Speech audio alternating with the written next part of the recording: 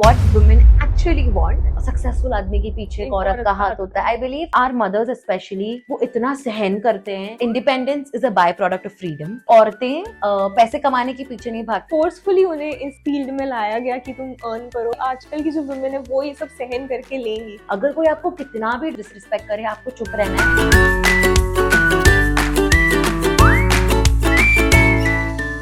कोई भी कॉन्वर्सेशन होता है अराउंड वुमेन, मेरे दिमाग में सबसे पहले चीज आती है इक्वालिटी.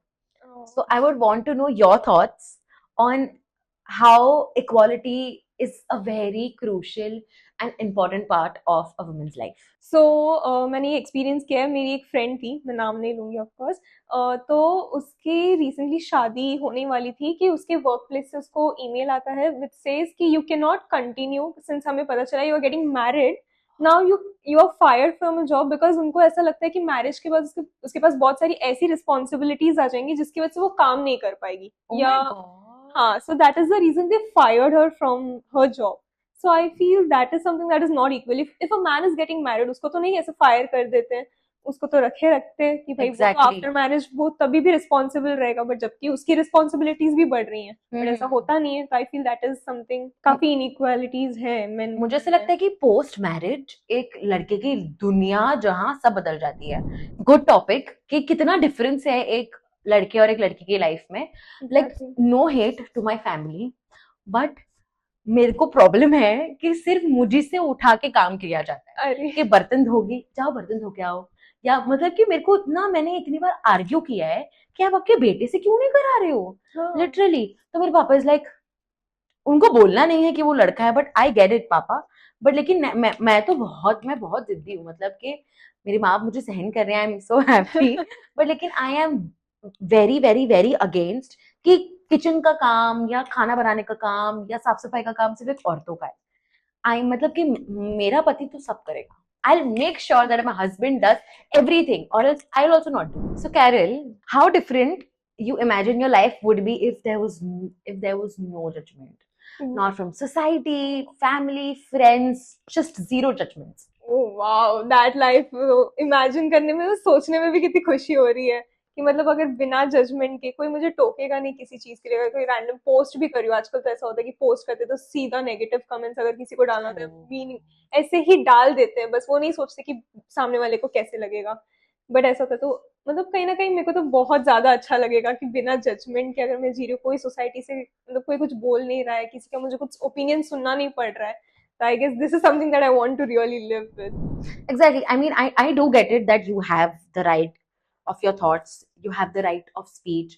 आप कुछ बोल सकते हो अगर आपको कहना है, पर आप अननेसेसरी किसी और के सोशल मीडिया पे जाके हेट कमेंट्स दे रहे हो. मतलब कि there are set of people जो लोगों के, even if there is something funny, if they are not one of those की जो कमेंट करेंगे, but they will open up the negative section and they laugh off about it कि oh my god इसको ऐसा बोला. मतलब I have seen a lot of people जो comment section पढ़ के हंसते हैं. मुझे ऐसा लगता है even if you're not a part of the judgment but you are having fun, तो मुझे ऐसा लगता है कि आप आपके व्यूज, आप आपके थॉट्स आप अपने पास रखो. Obviously even if I see something, अगर मैंने कुछ पर्सनली देखा है दैट इज फनी और that is weird, I will have my views, I will have my opinions, but I will not bash that person for being the person they are.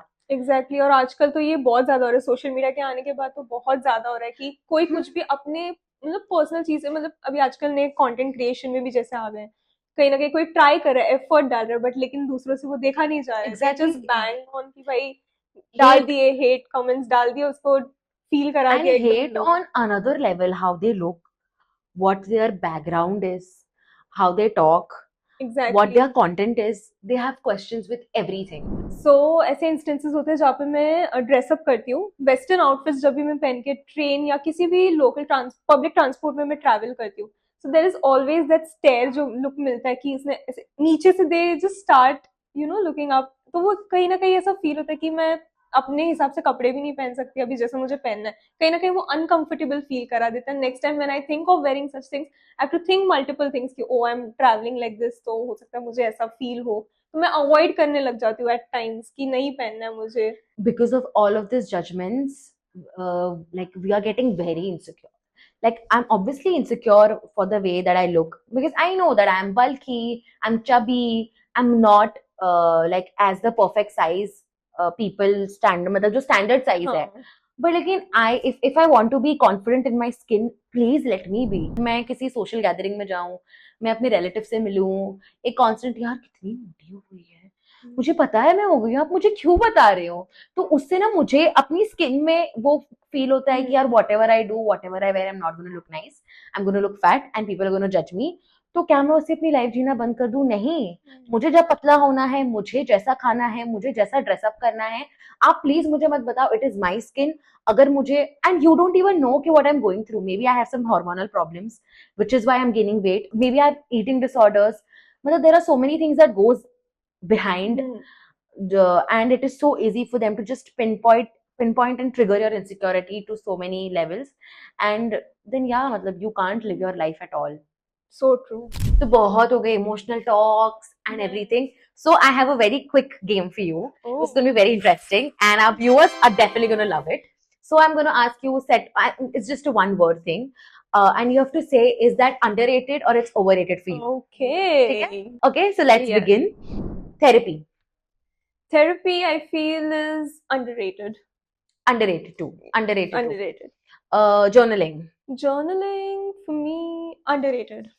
I believe it's overrated because I personally cannot write. I tried journaling once. Like even if I write, even if मतलब कि it's good for people who doing it, but if I try and pen it down, मैं अगर लिखूं तो अगर आज से 1 साल बाद में पढ़ूं, I'll cry कि भाई who is this person, मैं cringe out कर दूंगी. So I don't want to read my own thoughts. Manifestation भी underrated है मेरे. It is underrated. Self-care Sundays. Underrated. Skincare that have 10 steps of your routine. Overrated. A big time overrated. Female friendships. Underrated. A big time. Girl boss energy. Underrated. Big time. Quit your 9 to 5 advice. Oh, overrated. Overrated. It is overrated. No, it's underrated. I push myself के छोड़ दे बहन, छोड़ दे, क्या ही रखा है, क्या ही हो रहा है तुम्हारी लाइफ का, छोड़ दो, कुछ भला तो हो नहीं रहा हमारा. It is underrated for me. Any concluding thoughts that you have before ending this podcast? It was fun being here. This didn't feel like a podcast, but it's like normal conversation जैसा होता है, वैसा ही feel हुआ मुझे. तो यहाँ पे रहके मुझे बहुत अच्छा लगा. So yeah, thank you for coming and thank you for taking out your precious time and thank you for sharing your experiences and your thoughts and opinions to our viewers. So I'm sure कि हमारे viewers को भी देखने में मजा आया होगा and I'm hoping कि आप अभी तक देख रहे हैं. So don't forget to like, share and subscribe to this YouTube channel. Share this safe space with all the women around you that you love and genuinely care of. So yeah, we'll be back with another YouTube video super soon. Till then, bye.